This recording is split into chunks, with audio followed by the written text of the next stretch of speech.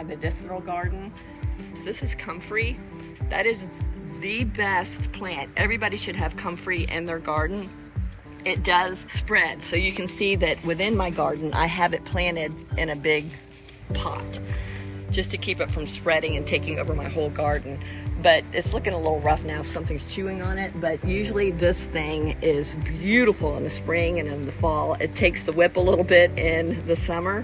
These leaves are awesome for medicinal purposes as well as fertilizer.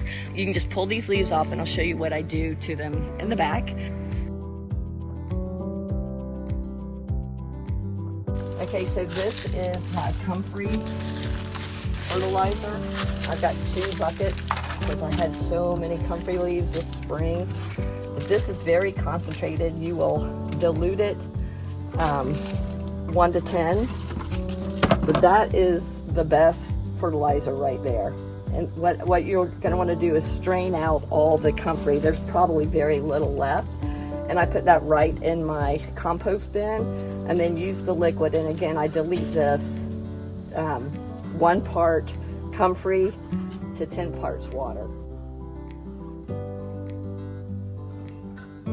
Comfrey is called knitbone. That's another name for it.